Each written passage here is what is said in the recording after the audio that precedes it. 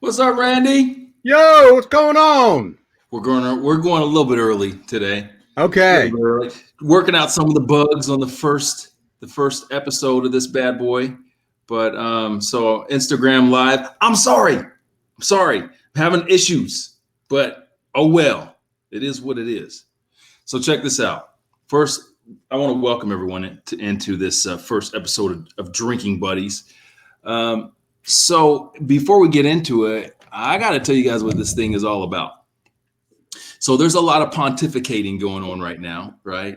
There's a lot of lives, there's a lot of virtual webinars, and everyone's, pontificating and trying to sound smart and trying to sell stuff. And I felt like I needed to do something and wanted to do something that was just fun, dude. Like just like me and somebody else shooting the shit. So we're not going to talk.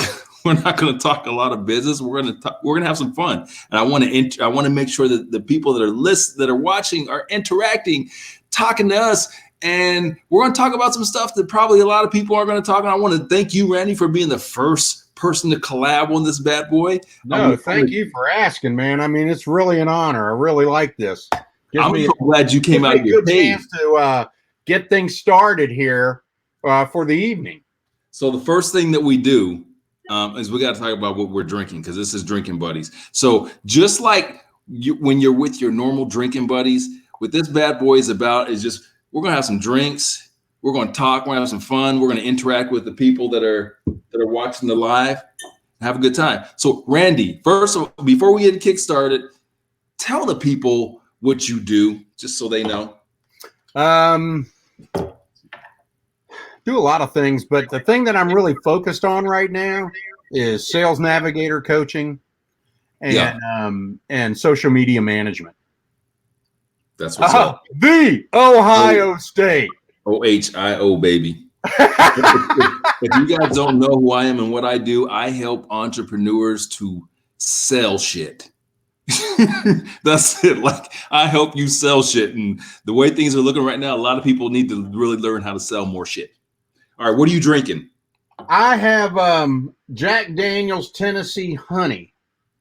That is so country. Tennessee. It's really girly because it smooths it down a little bit. Yeah. But you know that Def Leppard song, Pour Some Sugar on Me? This is sticky sweet. Cheers to you, my friend. Cheers. Okay, hold on. This is what your boy's drinking.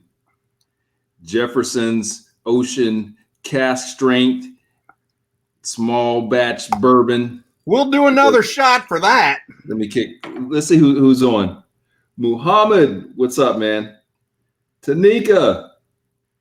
Carlotta. That's our girl Carlotta. Carlotta. What's up, Carlotta? Right. And Candace. What's up, Candace? This is so silly. Yes, Candace, this is going to be silly as hell. Let me get my little... Hey, I got my Corona beer, too, so I didn't want to miss out on having the official beer of the apocalypse. This guy's over here double-fisted. he got the beer. All right. So, guys, what you're looking at right now is my beautiful bourbon here in this Teeling whiskey glass. By the way, I got this out from Dublin at the Teeling Distillery, just so y'all know I'm legit. Here we go. Okay, everybody, Ron L. Oh, come on, man, all the way, Ron L. See that? You can do it. That's how a pro does it. Oh, that's how a pro does it. You can skip your $20, your $25 Tennessee. Like you got a governor on you, man. Come on, shoot that thing. First of all, Randy, this shit is expensive. All right. The first thing he falls on is the money pitch. With the fam. Patrick from Texas. What's going on, Patrick? Joseph says, where's the pappy? Joseph, why don't you send me? I'll tell you what, I will send you my PayPal. You can shoot me some cash or Cash App, whichever you prefer. And the next episode, I will be drinking Pappy on you, my dude. Who else we got? Tanika says, no judgment. It's 5 o'clock. That's right. Tanika, for the record, it's always 5 somewhere. It is always 5 somewhere. Let's see. That looks good to shoot. No, Candace or Carlotta, we don't shoot. We don't shoot this. All right. Yeah, shoot it. Let's delicious. I have been told I'm a bad influence before. You can influence all you want. You don't shoot this good stuff. All right. So guys, I want to tell you why I invited my boy Randy Cooper on for this inaugural episode, because this is all about, again, like, we just want to have a good time. We're all cooped up. As you can see, Randy's in his goddamn cave right now. Lighting, bro. Lighting. I got lighting in front. Oh, this is mood lighting. This is mood lighting. I don't need the mood. I'm 700 feet underground right now. It appears so. In a bomb shelter. So Randy, as the folks don't know, you and I have had the opportunity to hang out a little bit and have some drinks and have a good time, some lunches and stuff. And so you have a tremendous sense of humor. And today I want to talk about a post that you had like a couple of days ago. Oh boy. Yeah, man. Yeah, we're getting into it. Your post on my guy, Joe Exotic, Tiger King. That's my guy. So that's your guy? Yes. Are you kidding me? Jasmine Underwood, what's up, girl? Yeah, Tommy, I know it's dark because this cat he's in a goddamn closet or something. Like I'm in a silo. It's a nuclear silo that was disabled like 13 years ago. What's up, James? So here's the thing. Tiger King. If you guys have not seen the Tiger King yet, I don't know where the hell you are, but it is on Netflix. Joe Exotic, Tiger King, and it is fascinating. It is fascinating. Now, Randy, you had a take on this whole thing. Can you surmise that a little bit? Like, what was your post about the Tiger King? I think my thing about the Tiger King is that it's kind of like watching a train wreck. Yeah.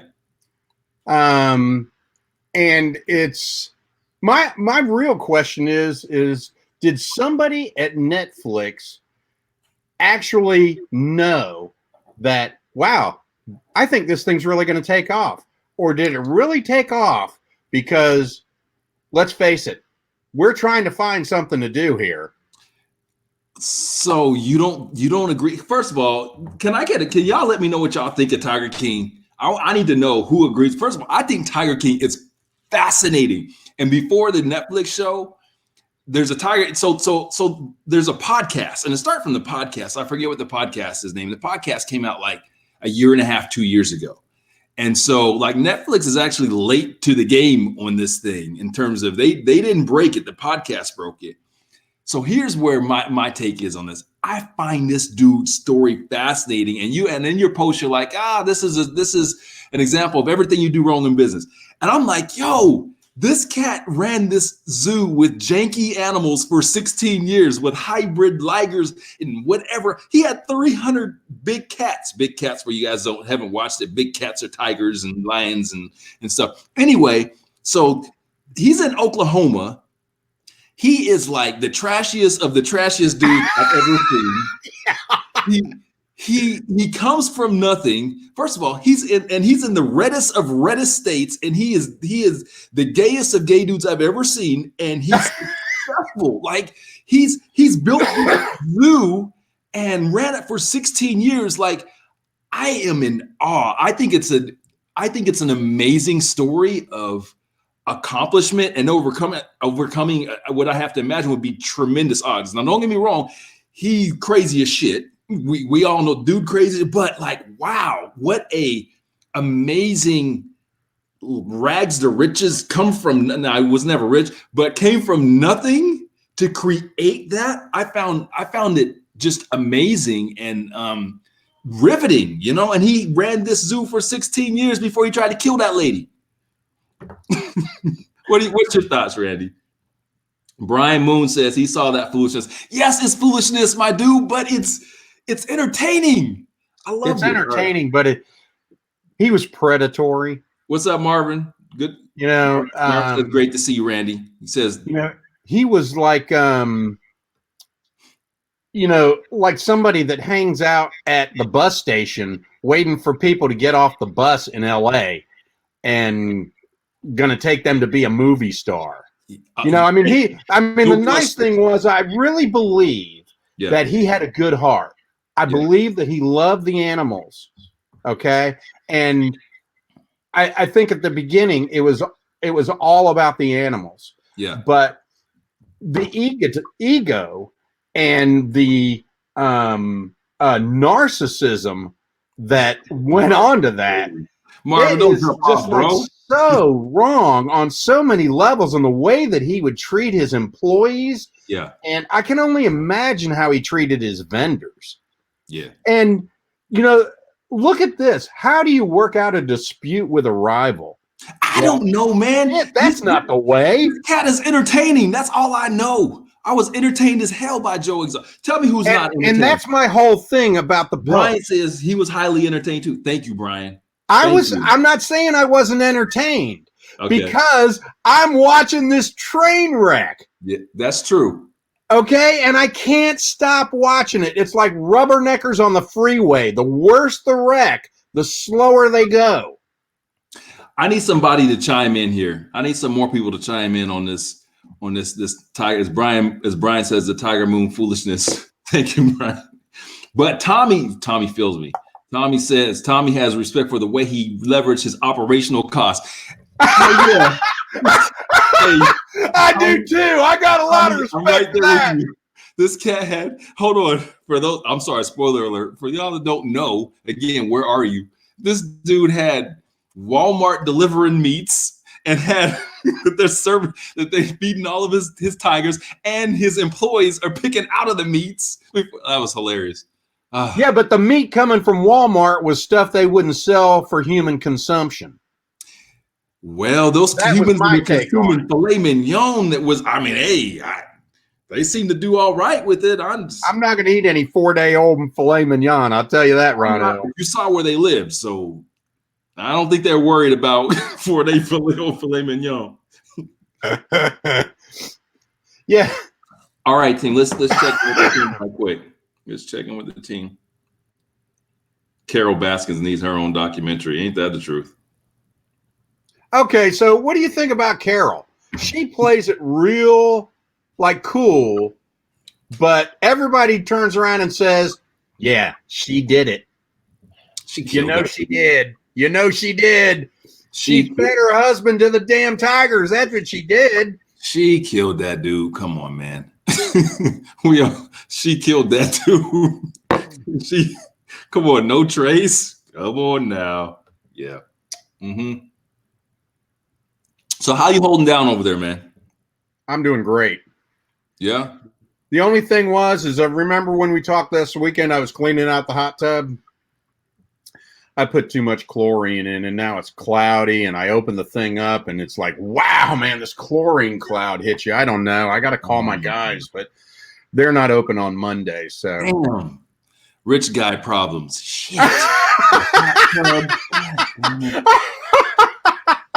I'm just trying to get the hot tub's cloudy, man. I mean, shit. What am I going to do now? Rich guy problems, man. Okay. Hey, I tell you one thing. I got 2 1-pound steaks that I'm cooking tonight from that place that I was telling you about Sunday, Strickland's. That's what's up. And they've been marinating now for 24 hours. Check you out. You are enjoying this thing here. So, hey, not to take it on a serious turn, but a bit of a serious turn. Because you work with a lot of the people that I work with in your consulting business, and I got to be like, I'm a drink in, so like it's real talk. I am scared to death, my dude. Like, this shit is serious. It is serious. I have I just got right before this call from one of my clients, very successful big company, and all the executives, all people above a certain level are taking significant pay cuts. significant pay cuts. This is a cash rich company. They've done pretty well. Had some tremendous numbers. Anyway, I'm seeing that out of successful companies that are now having to make some changes. I'm scared to death for all my small businesses, my medium size, damn everyone. Because tell me who isn't affected by this thing that's not Amazon, that's not that's not related to that Amazon supply chain or tech that supports some of this virtual stuff. Like, I see the current impact, and what scares me the most is not right now, Randy. It's what happens next month, the month after that, the month after that, the recovery period, right? I see this recovery. Think about our friends that are in hospitality, these hotels, not just the big guys, which the big guys they're hurting, the Hiltons and everything. But how about the small guys? How about the franchisor? All those guys that are not they're not getting any revenue right now. Like, it's one thing now, and then once things open back up, it's not like, okay, government comes in and says, okay, like, we're good now. It's cool. Like, go see some people, go hang out. And all of a sudden it's like, okay, we're going to Disneyland. That shit ain't about to happen. It's going to take time. So I'm concerned for damn near everybody, man, because it's affected my business. I don't know if it's affected your business, but certainly a lot of my clients it has. What's your take? It's affected my business in the fact that I'm working my ass off right now, and I'm happy about that. Mm-hmm. My clients have seen a drop in sales. We are, looking at social media in a different way right now. That, we're trying to just communicate rather than sell. And I think you and I agree on that part of it, Ronell, is that, right now is not a time to be pushing product. It's a time to be saying, hey, what's going on? How are you? Is there anything I can do to help you? What kind of challenges are you facing? Is there anything that I can do to assist you through this? But, I really think that when it comes to consumption, right now people are in a hold pattern. They're in a holding pattern, and then when that green light comes, that consumption is going to start in a big way. The thing that I'm more concerned about is supply chain. And the thing is that we're so dependent on other countries, particularly China, for our supply chain. And, they just started shipping. So if I order product out of China, it's going to take another month to get here, and then when it gets here, what's going to happen? I don't know whether there's anybody going to be able to receive it. So, I think there's a whole lot more to be concerned about than just a dip in sales. I think you're right.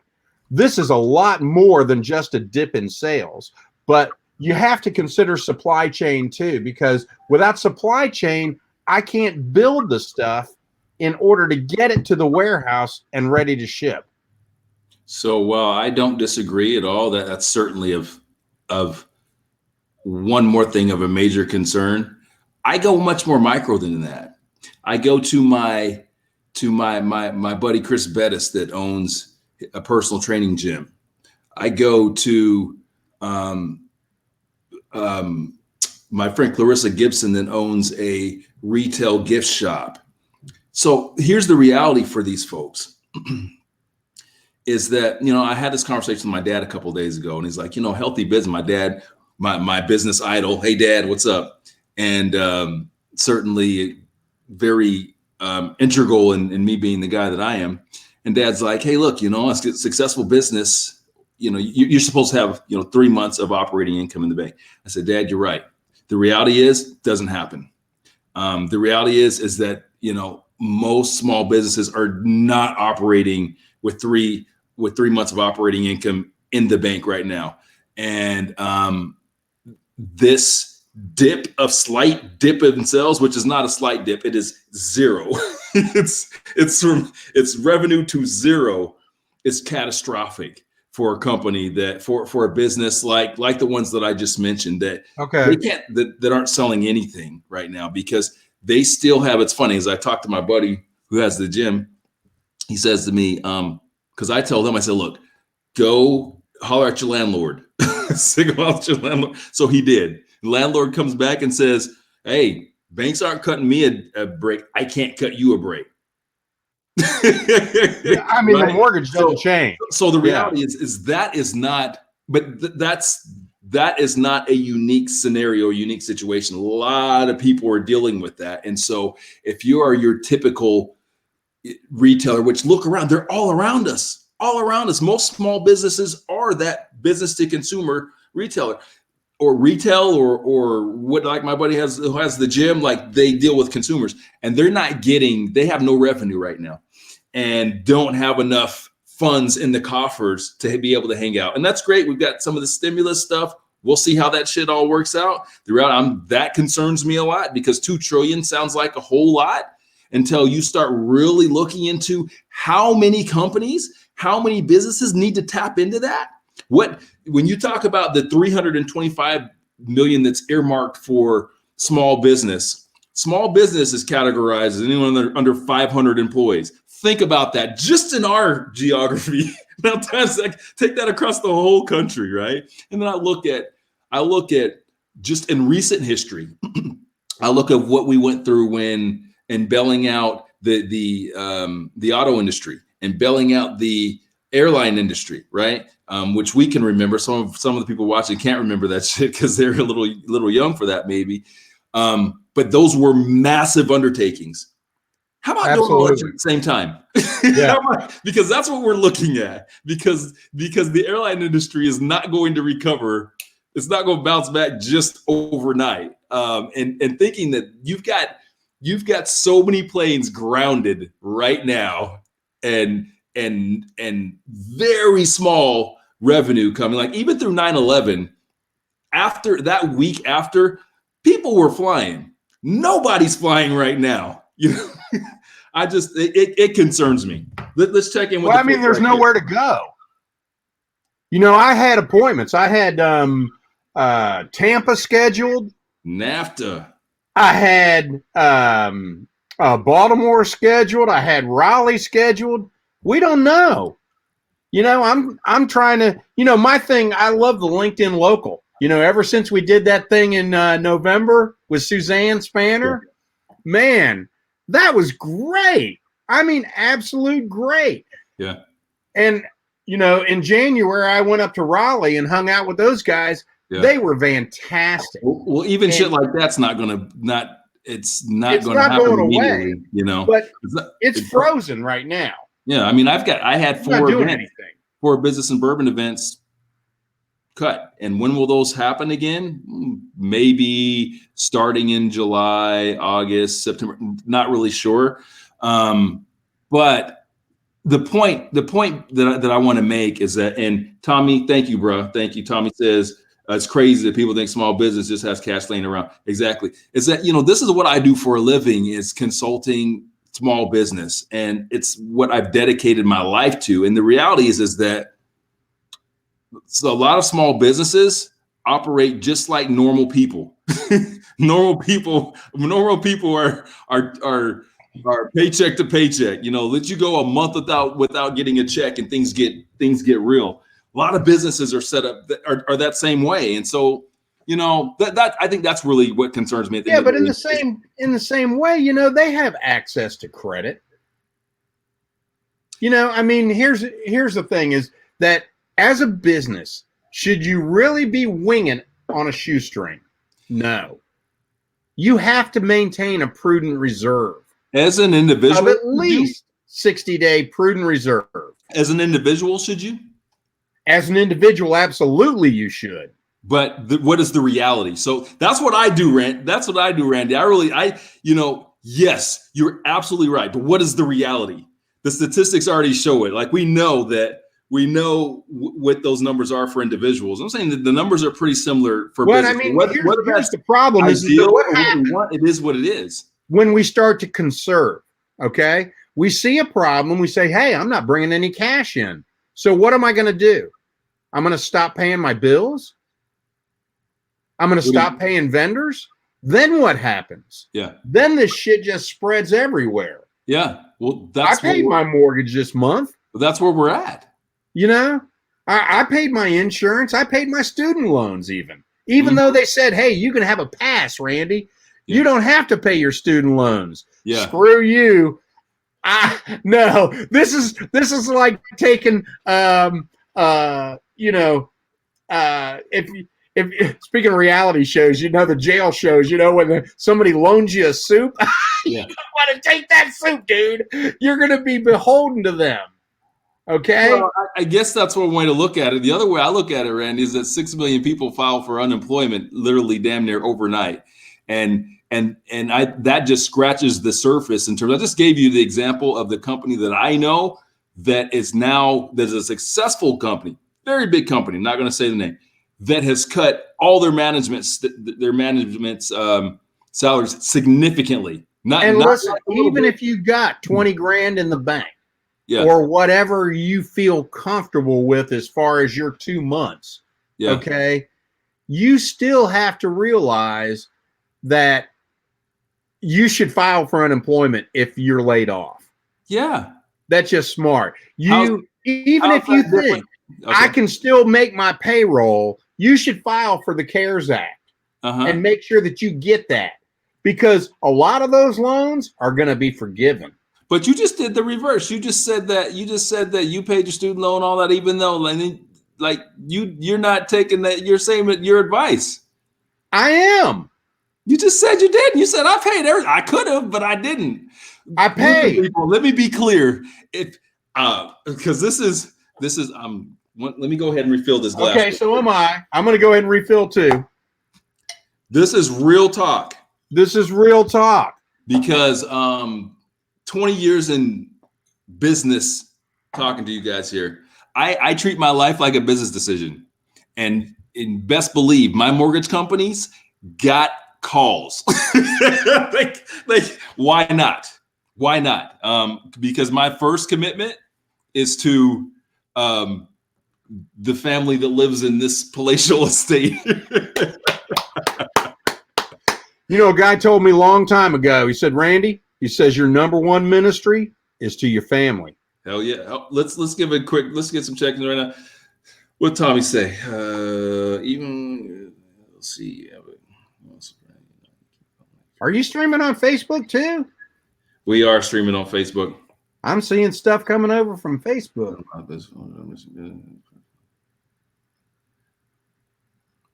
Yeah, well, Tanika says that the crisis has shown that a lot of business owners are mixing business and personal finances. They are one and the same. And Tanika, they are. My answer to that is yes. I mean, look at this shirt.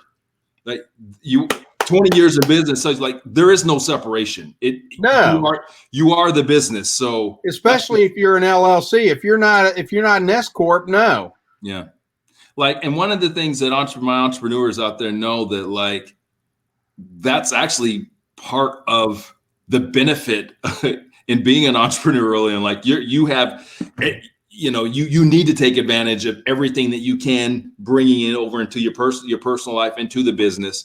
Because you need those write-offs and all that sort of thing. But let's see. Nick says, hear how people are handling everything. Nick Dorsey says, hey, Nick! Woo! Love hearing how people are handling everything. Randy Cooper, he gives a shout out to Randy Cooper. The money from the CARES Act, if you apply for PPP, has not been all made available. Brian, you are correct. And thank you, Brian. And how do I know that? So that's another thing, Randy. So for folks that are watching this that don't know me, it's more than just I'm not playing this shit. I don't play business. I do business. So this stuff that we're talking about, the PPP, I know this stuff because I'm dealing with it as well. So I have another company that, yes, we applied for it and we came and applied right off the bat, and bank pulled back because the government wasn't quite ready. So I'm concerned until funds start getting distributed. It concerns me. There is so much. There's just, it's such a cluster, and everything is moving super fast right now. So who knows how all this stuff is going to shake out at the end of the day. Let's see. Let's check in. Louisa, what's up? She says hello. Hey, Louisa. Hassan, my cousin Hassan. What's going on, Mr. Hawkins? Checking in on Facebook. I want to know if anyone's drinking with us. I want to know if y'all drinking with us. If you're not, come on, man. It's 5. It's 5 somewhere. I don't care. If you're on the West Coast, it's 5 here on the East Coast. So I need you to tip one up, and I want to say cheers to all you guys that are out there that have bust your ass today. Take a break. Hey, who's missing the Bravos? That's what I want to know. Who's missing baseball? Middle-aged white guys. I'm missing baseball. What did you say, Ronell? You said who's missing baseball. I said middle-aged white guys. I'm sorry, man. Like, yo, I act the same way when you talk about basketball. It's like, that's just a filler between the Super Bowl and baseball season. Look here, fam. I need to let y'all know where my allegiance lies. Look at that. That is Kobe Bryant on my wall. So I am bummed right now because the Lakers should be getting ready to compete for another championship. We got here. Jans, am I saying your name right? I think that I am. Because I think I really, it's really important for me to, Xavier, what's going on, my dude? The government is moving too slow. You know what, Xavier? The reality is that this shit is moving too fast. Like, let's really think about where we're at right now. Like, we've been in this thing for three weeks, and it feels like 3 months. Like, the fact that this $2 trillion stimulus got done in like less than a week is amazing. Amazing. We can't get a consensus on healthcare in 100 years. We haven't been able to get Congress to park in the right parking spaces in 2 weeks. I'm telling you. Nick says this is great. First time you tuned in. Nick, man, that's what's up, my dude. I appreciate you. This is the first time you've tuned in because this is the first time anyone has tuned in. Because this did not exist before today. So tell your friends, drinking buddies. Let me tell y'all when y'all can watch this. Pay attention. Drinking buddies, I will invite someone really cool like my man Randy, and we're going to sit and chit chat, have a drink. You can listen for this. Pay attention. You can watch for this whenever the hell I feel like it. I don't have a set, like it might be every day this week. Might not. I don't know. It depends on how I'm feeling. Right now I'm at home. I'm chilling. I feel like having a drink with a friend. Yeah. So, buddy. And that's what happens. How are you now? Where are you at? You still sipping on that? You still babysitting that Corona? No, my man's on the next one. What is that? I can't see. Oh, the Jack. Did you finish your Corona? Oh yeah, Corona's been done. My guy. I gotta call service for more. For those of you that missed it early on, we just let y'all know because people always want to know. Everyone always wants to ask me what I'm drinking. Show them what you're drinking, Randy. The official beer of the apocalypse, Corona Light. That it is. And what's your whiskey you sipping on? Jack Daniel's Tennessee Honey. All right. And your boy. Yeah, that's some redneck shit right there. I think you're right, Ronell. You said it. There's the good stuff right there. Yes. Aged at sea. What the hell does that mean? Aged at sea. Like, really? Do they take it out to sea and like age it in a It's in a barge. Ship or some shit? They keep it in a barge. I don't believe that shit. And then they submerge the barge for 20 years. Yo, Jan said they bring it back up. Jans is enjoying a Macallan 12. 12 Woo! Dude, yes. Yeah. Brian is a Braves fan, of course, because he's an ATL native. That's what I'm talking about. Bravos. Mariette Bravos, says Bravos. that he loves Tennessee honey too. So awesome. Okay. Yes. Yeah. It's not just for girls anymore. I didn't think it was for. I didn't know that. Is that supposed to be? I never thought that. Is it? I just thought that was something that like you're gonna find at the Alabama game at the Ole Miss UGA. When Alabama plays Georgia, you find a bunch of these bottles left over all over the place. That have never been to an SEC game. First of all, you need to do it. It is the most amazing thing ever. You have to go to SEC football game. But that is one thing that you will find consistent with all these SEC venues because they do not. I'm just telling it how it is. Like you gonna bring that Georgia Tech. The reality is going to a Georgia Tech game kind of sucks. I got a lot of Georgia Tech friends. Obviously, it's nothing like SEC games are, and this is coming from the Ohio State guy. SEC games are amazing. However, they do not serve any liquor. They don't have any of these stadiums. And so you will go in the bathroom and you will see mini bottles all over the place. It's stupid. You got to bring your flask in your pocket there, Ronell. Can you get away with that? Who else has been to the SEC game? Anybody can. You can bring bring your flask. Listen, when my father brought me to the Georgia Tech games when I was just a little bitty boy, Jens. Okay, we brought a flask. Yeah, and that was my first liquor drink. Oh my in a God. Stadium. You're so country. A flask in a Georgia Tech stadium. Tell everyone where you're from. I'm from right here, bro. Atlanta, ATL. That's some country shit. I grew up here. I was like living in Dunwoody when Dunwoody was cattle country. Okay. Not rich people. Okay. Okay. So my man Jens, there you go. I got it right, bro? All right. Tommy, you went to Ole Miss, so my son got accepted to Ole Miss, and I'm like, I don't. Okay, Toddy. Because Tommy just says he went to Ole Miss, and Tommy, I'm gonna be real, because I don't feel so great about Ole Miss because, I don't mince words. Like it feels real like necky to me. It feels like real like you gotta define what necky means. I've seen. Let's be real. Define what redneck means to you. Confederate flags and shit. Okay, that's not what redneck means to me. Okay, no, I'm talking to. I said necky, different. So like, okay, Tommy said he went to Ole Miss, and I said like, yo, I don't know about Ole Miss, and that's the reason why. Because I think all I can think about when I think of Ole Miss is what's his name?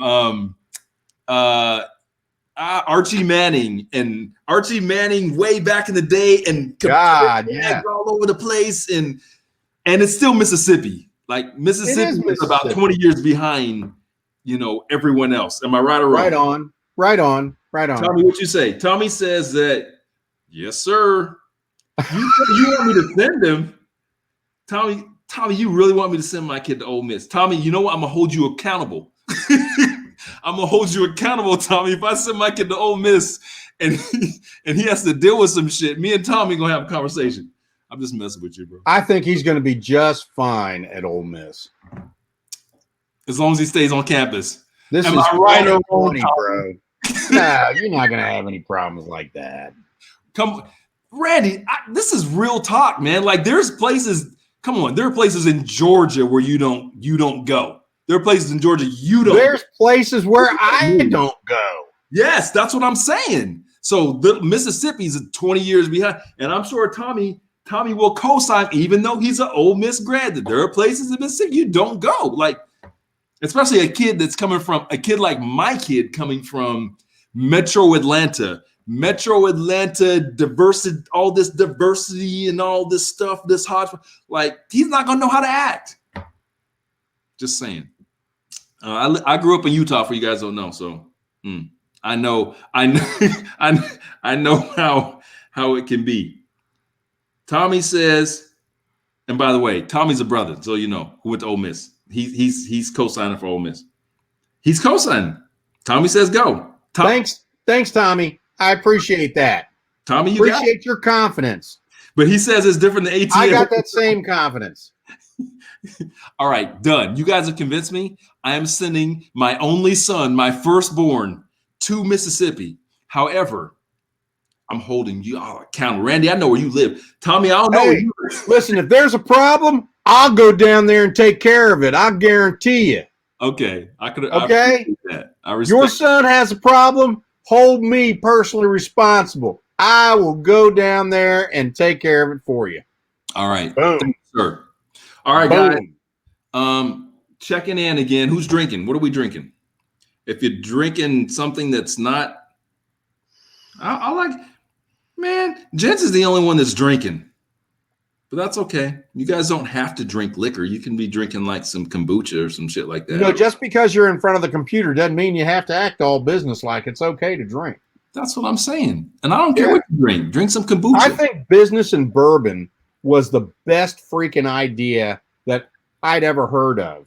Yeah. And if I could, I would steal it because it's that good. I respect that, and I appreciate that. Shout out to Business and Bourbon. And for you guys that do not know about Business Bourbon, who the hell are you? Like, what are you doing with your life? Like, for real? So if you look down in the corner of this thing, Day Drinking, this Drinking Buddies is brought to you by Day Drinking. So make sure that you subscribe and listen to Day Drinking. And stay tuned because the Business and Bourbon, I'm only telling y'all the first ones to know because we haven't announced it yet. Business and Bourbon's massive virtual event is coming soon. Very soon. Very soon. So I'm trying to blow this shit up. I'm trying to take this to, but Randy, thank you. I appreciate that compliment. That's why I had to do this too, because I'm seeing all these people out there doing their happy hours and shit. Like, yo, I am whiskey. I am you happy are hour. The happy hour.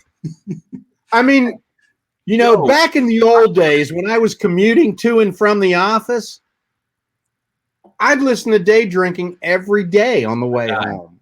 Every day. And I mean, it's like 4 or 5 minutes, and I get all this greatness. There goes Randy. Here we go. All this greatness. And it doesn't even matter if it's Ronell or not. One week he had Mary Henderson on. God, she blew it out of the freaking water, dude. I mean, boom, out of the water. It was great. Randy, you just earned your spot on Day Drinking. You down? Happening. Okay. All right, we're about to wrap this bad boy up. As we wrap up, you got any parting words or parting shots for the folks out there? I think the best post that I've seen in the whole week was one by Sherry, and I don't know how to pronounce her last name, but it's Leuck. Sherry Luke. She's awesome. You really need, if anybody's not following her, you need to follow her because she's a real thought leader. What she came back and says is, don't tell me to stay strong. Don't tell me to be in fear. I mean, she thinks on her own. She freaking rocks, man. And whatever you're feeling, feel it, man. Feel it. One of the most powerful things that I think, and I've said this before, I'll say it again, is, and it's kind of morbid, but, I was there with my father when he passed away, and to see that change, to see him go from life to death. And I just saw this again with my mother-in-law recently. But this is where the rubber meets the road, man. This is where you need people, and people need you. You got to be there for people, man. Be there for people. And I think you've said this a bunch of times, Ronell. Pick up the phone and call somebody. Hey, how you doing? Yep. I'm not trying to sell you anything, man. I'm just trying to find out how you're doing. What can I do to help you? Yep. That's what's up. And this has helped me. I've enjoyed just sitting here and kicking it and having fun and drinking like I haven't done in a year. And, Oh, damn. I just did this yesterday. Shit. Oh well. No judgment. I tell you what, I don't want to make you feel bad. I'll do another shot, okay? Thank you, Ronell. No, Randy, thanks for joining. Thanks to all you guys that have watched. Appreciate y'all. Like the famous West Coast laureates once said, hey, smoke weed every day.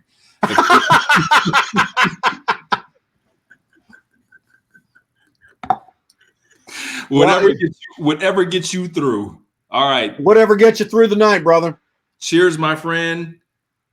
Appreciate you. Fam, I'll see y'all probably tomorrow if I feel like it. If I feel like it, we're going to do it. If I don't, I won't. But keep your eyes peeled. Make sure you subscribe to Day Drinking. Do it.